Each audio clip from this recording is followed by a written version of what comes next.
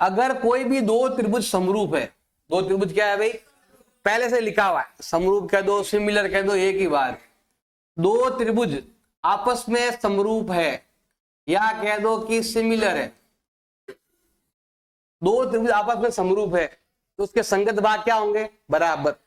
अगर कह दे पहले से सवाल में लिखा हुआ आ गया, देखो अगर क्वेश्चन में लिखा हुआ आ गया पहले से ही कि हमारे पास दो त्रिभुज है जिसका नाम है ABC और एक का नाम क्या है DEF, और ये दोनों आपस में क्या है, समरूप है, ये और ये समरूप है, मतलब एक रूप के हैं दोनों ही, बिल्कुल एक रूप के होने पर क्या होता है, बताया था स्टार्टिंग में ही, भुजाएं समानुपाती और कोण बराबर होते हैं। अब कोण बराबर है तो कोण कौन बराबर, ध्यान देना भाई, नाम देखना है, संगत कोण बराबर है। संगत मतलब हो गया इसका पहला नाम तो इसका भी पहला नाम।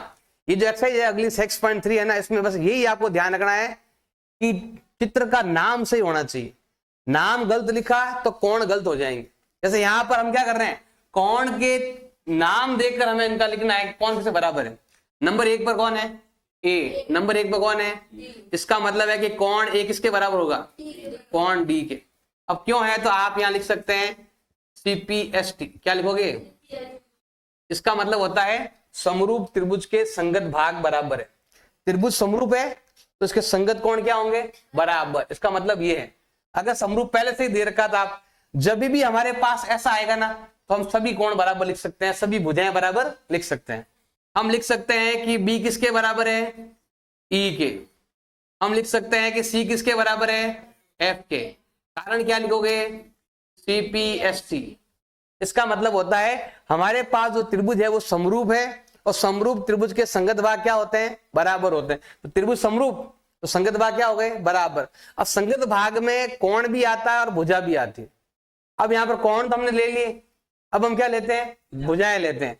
भुजाएं एक ही लाइन में आती है यहाँ पर, क्योंकि भुजाएं समानुपाती होती है। तो हमें क्या लिखना है, आगे के दो नाम बटा आगे के दो नाम, क्या लिखोगे बताओ, AB बटा DE बराबर क्या होगा, BC बटा EF बराबर क्या होगा, AC बटा DF, AC बटा DF।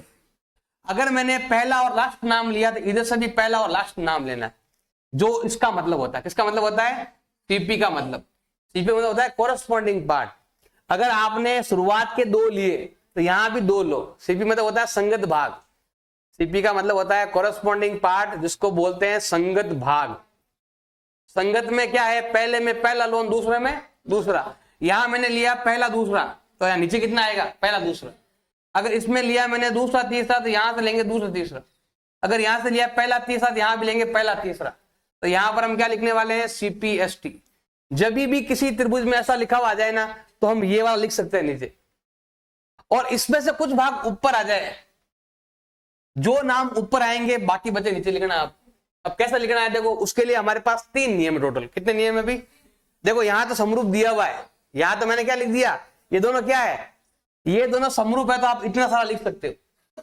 लेकिन अगर समरूप है ही नहीं, आपको समरूप सिद्ध करना पड़े, ये तो दिया हुआ था तो आप ये लिख सकते हो 6 चीजें। लेकिन अगर आपके पास दिया हुआ ही नहीं है, आपको सिद्ध करना है, तो आपको 3 नियम लगाने पड़ेंगे।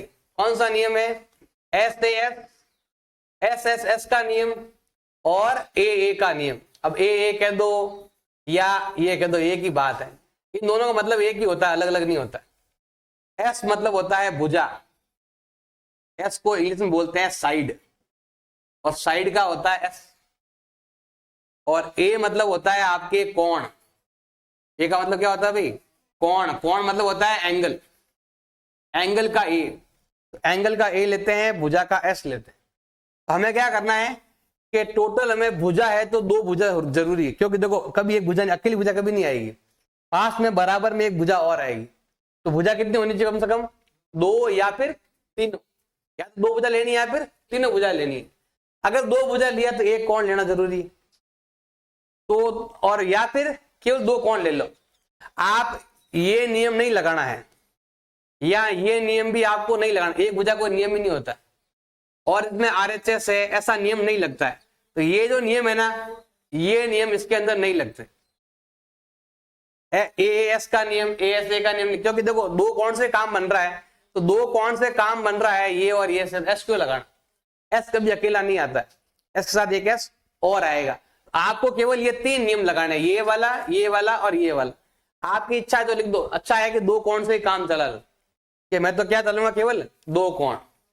3 बोले तो 3 लगा दो, लेकिन लगाना नहीं है, आप 2 से ही काम चला सकते हो। तो हमारे मेन ये 3 नियम है।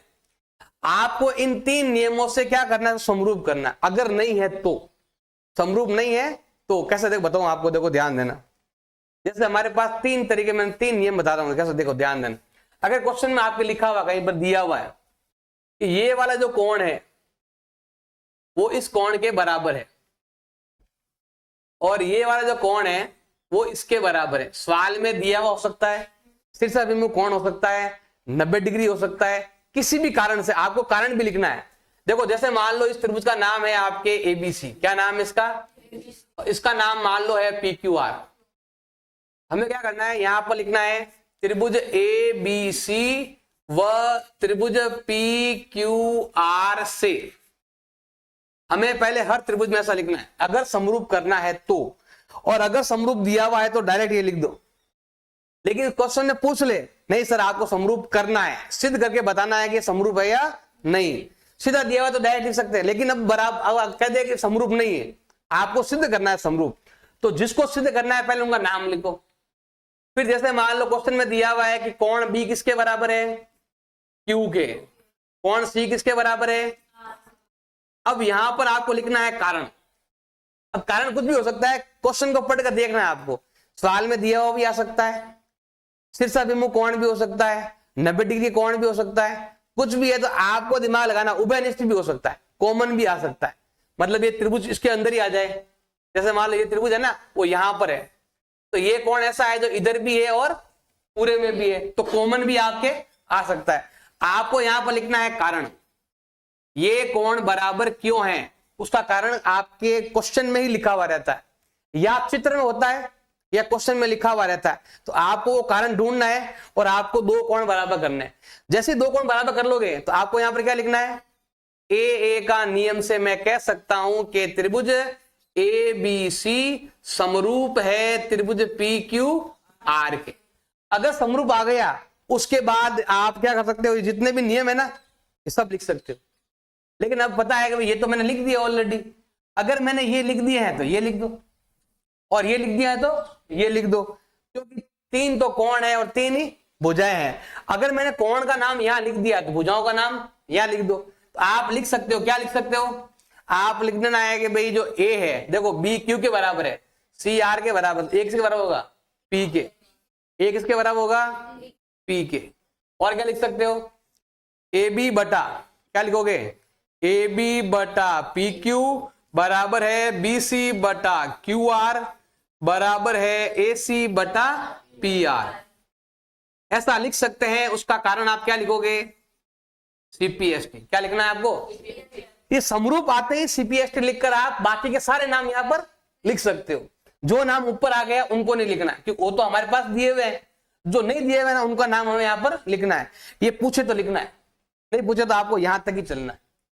ये मैंने कौन सा नियम बताया, इसमें AA नियम बताया मैंने।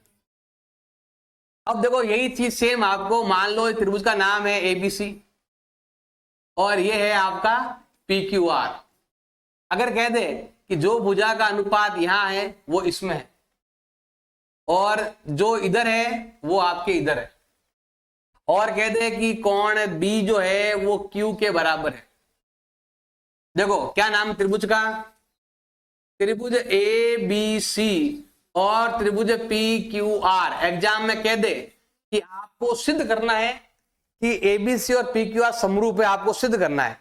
तो सिद्ध करना है, हमें वहां से भुजाएं लेनी पड़ेगी, कोण लेने पड़ेंगे। आप लिखोगे, क्या लिखना पड़ेगा आपको, AB बटा क्या लिखोगे, PQ। लिखा ना, AB किसके बराबर है, PQ के बराबर BC बटा QR। ऐसा क्यों है, पीछे आपको लिखना है इसका कारण। कारण जरूरी है, या तो आपके बुक में लिखा हुआ होगा क्वेश्चन के अंदर, या चित्र में लिखा हुआ होगा, कहीं ना कहीं लिखा हुआ होगा, या ऐसे लाइनें बनी हुई रहेगी। तो लाइन से भी कह सकते हैं, भी चित्र में दिया हुआ लिख सकते हो। अब एक कोण जो B किसके बराबर है, आपके Q के बराबर है, इसका भी आपको लिखना है कारण। ये दोनों बराबर क्यों है, सवाल में दिया हुआ है उभयनिष्ठ है या 90 डिग्री का कोण है, क्या नियम है, क्यों बराबर है लिखना। ये लिख दिया, अब लिखते ही बताओ क्या नियम लगेगा, दो भुजाएं और एक कोण नियम, बताओ कौन सा लगेगा। एस ए, इसमें केवल तीन ही नियम है, ए एस एस और ट्रिपल एस का नियम। एस ए एस से हम कह सकते हैं कि हमारा जो त्रिभुज है एबीसी जो है वो समरूप है किसके, पी क्यू आर के। अगर समरूप है तो भुजाएं क्या होंगी, समानुपाती। समानुपाती मतलब हो गया, क्या लिखोगे, अब यहां पर एक कोण आ गया, बाकी के दो कोण कौन से बचे हुए हैं, कोण ए किसके बराबर है, पी के। कोण सी किसके बराबर है, भुजा कभी अकेली नहीं आती है, दो भुजा यहाँ आ गई ना, तो अकेली भुजा कभी नहीं लिखते। कोण अकेले अकेले आ सकते हैं लेकिन भुजा कभी अकेली नहीं आएगी, साथ में दो दो आएगी। दो भुजा यहाँ ऑलरेडी दे रखा तो भुजा के बारे में पूछेगा ही नहीं वो। तो ये कोण बराबर क्यों है, कारण क्या लिखोगे, सीपीएसटी। ये जैसे समरूप आए ना सब सीपीएसटी में आ जाते हैं। जैसे ही यहाँ पर लिखा आ गया कि दो त्रिभुज समरूप है तो जितने भी नाम है आप लिख सकते हो। कभी क्वेश्चन में लिखा हुआ डायरेक्ट ये त्रिभुज के समरूप है, इसका मतलब सभी कोण बराबर, सभी भुजाएं समानुपाती। और पूछ ले कि समरूप करना है तो आपको ये नियम लगाना पड़ेगा, देखना पड़ेगा क्या कारण लिखा हुआ अंदर, वो कारण को ढूंढना पड़ेगा। जैसे यहां पर देख लो, इसका नाम है आपके एबीसी और इधर हम लेते हैं यहां पर पीक्यूआर।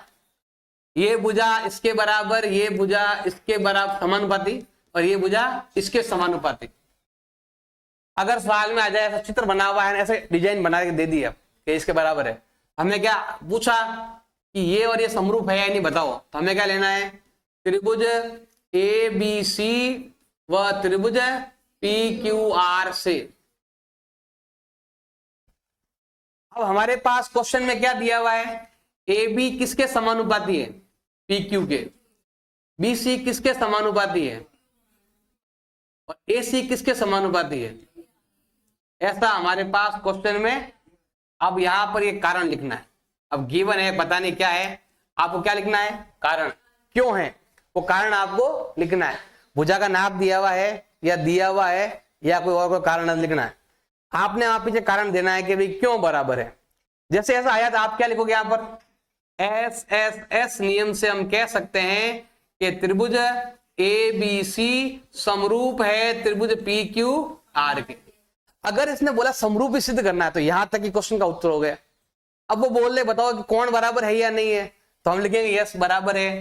किसके बराबर है, ए किसके बराबर है, पी के, बी किसके बराबर है, क्यू के, और सी किसके बराबर है, आर के।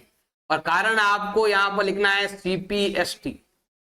यहां सीपीएसटी होगा और यहां क्वेश्चन में आपको दिमाग लगाकर देखना है कि कौन सा कारण लगा।